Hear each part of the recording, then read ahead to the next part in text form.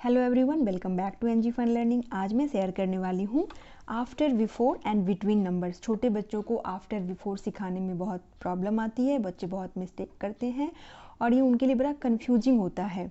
तो आज की वीडियो में हम देखेंगे इसके लिए कुछ ज़रूरी टिप्स एंड ट्रिक्स, ताकि बच्चे को ईजिली समझाया जाए, उनके कॉन्सेप्ट को क्लियर किया जाए। तो वीडियो बहुत यूजफुल होने वाला है फ्रेंड्स, इसे अंत तक ज़रूर देखें और पसंद आए तो एक लाइक से मुझे मोटिवेट करें। और अगर मेरे चैनल पे आप पहली बार आए हैं then please subscribe it and press the bell icon, ताकि मेरे वीडियोज़ की नोटिफिकेशंस आपको टाइम टू टाइम मिलती रहे।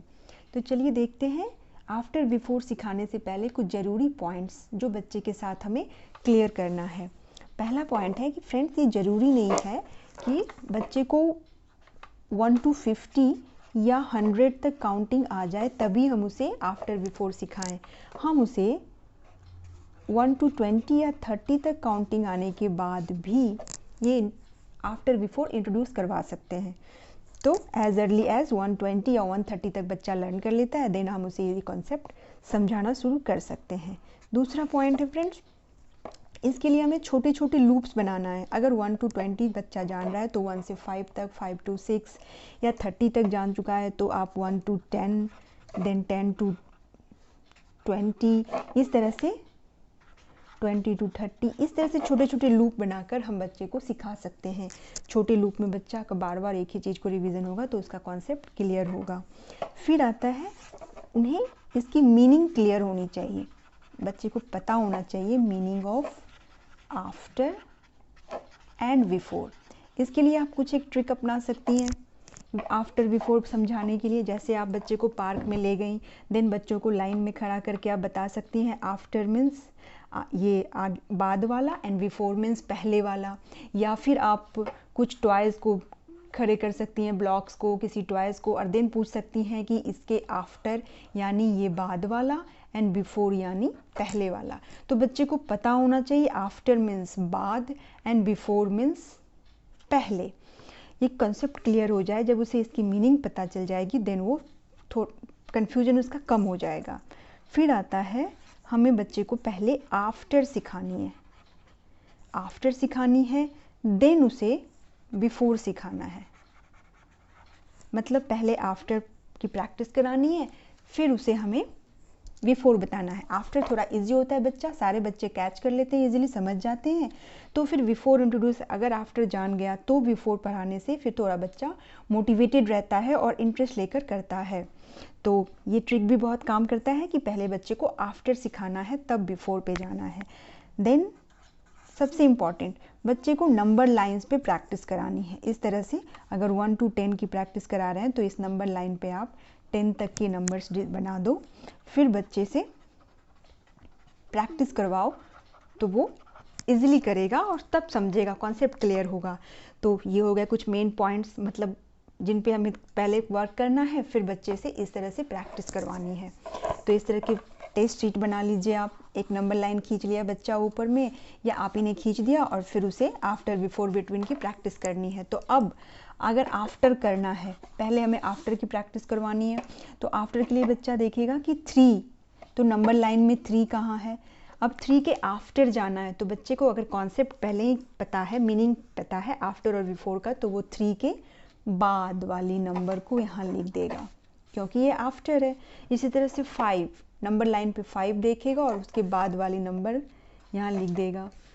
7 आफ्टर 7, 8 आफ्टर 2, 3।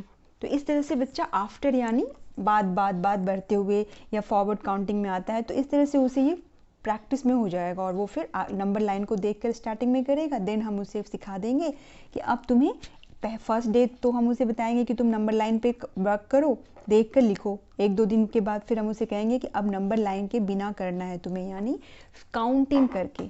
जैसे 3 लिखा हुआ है तो काउंटिंग करो 3 के बाद, आफ्टर है तो 3 के एक डिजिट आगे तक तुम्हें काउंट करना है और फिर लिख देना है। इसी तरह से 5 के आफ्टर, तो 5 के एक आगे डिजिट को काउंट करना है और लिख देना है। इस तरह से बच्चा कर लेता है, प्रैक्टिस हो जाती है, देन वो बिना नंबर लाइन के भी करने लगता है।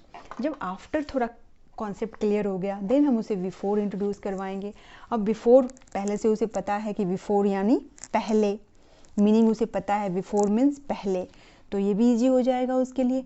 टू के एक ये भी बताना है मुझे हमें बच्चे को कि अगर लाइन डैश जो है वो अगर राइट साइड में है देन आफ्टर है, और अगर ये डैश लेफ्ट साइड में है तो बिफोर है। ये भी बहुत ही काम करने वाला ट्रिक है, बच्चे को याद रहता है ये चीज़ कि अगर डिजिट के लेफ्ट साइड में डैश है मीन्स ये बिफोर है, और अगर डिजिट के राइट साइड में डैश है तो ये आफ्टर है।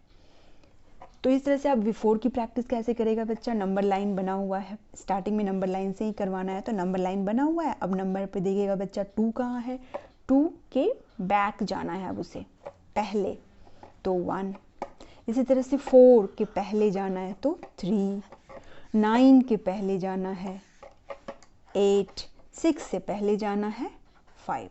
इस तरह से नंबर लाइन पे इसकी प्रैक्टिस भी 2 दिन कर लेगा बच्चा, देन हम उसे फिर इसके लिए भी नंबर लाइन हटा देंगे। अब उसे हम क्या बोलेंगे कि जो नंबर यहाँ लिखा हुआ है वहाँ तक तुम्हें काउंट करना है। जैसे 2 लिखा हुआ है तो 1 2, और इसके पहले जो नंबर आया था वो यहाँ लिख देना है। अगला एग्जाम्पल 4 है तो 4 तक काउंट करो। अब बच्चा काउंट करेगा 1 2 3 4, 3 4, यानी 4 से पहले 3 आ रहा है तो 3 लिखेगा। इन द सेम वे वो 9 8 भी लिख लेगा, 8 9 सॉरी, और 5 और 6 भी।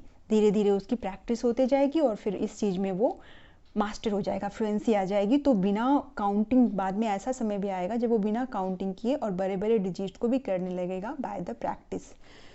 जब बच्चा आफ्टर और बिफोर दोनों कर लेता है देन बिटवीन करना उसके लिए बहुत ही ईजी होता है, चुटकियों वाला काम होता है, क्योंकि अब वो नंबर लाइन पे देख लेगा कि 2 और 4 के बीच में कौन सा नंबर है, 3, तो यहाँ 3 लिख दो।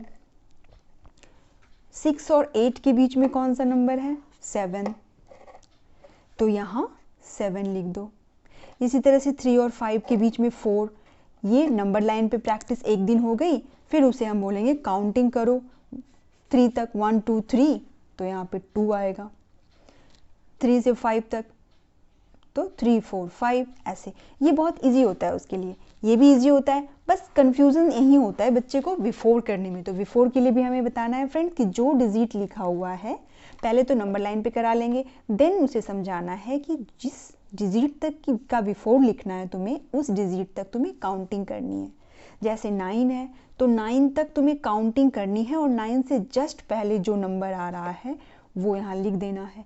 कई बार काउंटिंग थोड़ी लंबी हो जाती है, पेशेंटली आपको भी और बच्चे को भी करना होता है, सुनना होता है, देन वो सीख जाता है धीरे धीरे।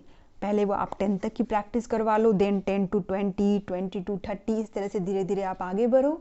आप देखना बच्चा थोड़े ही टाइम पे सीख लेगा और उसकी कन्फ्यूज़न भी ख़त्म हो जाएगी मोर एंड मोर प्रैक्टिस से।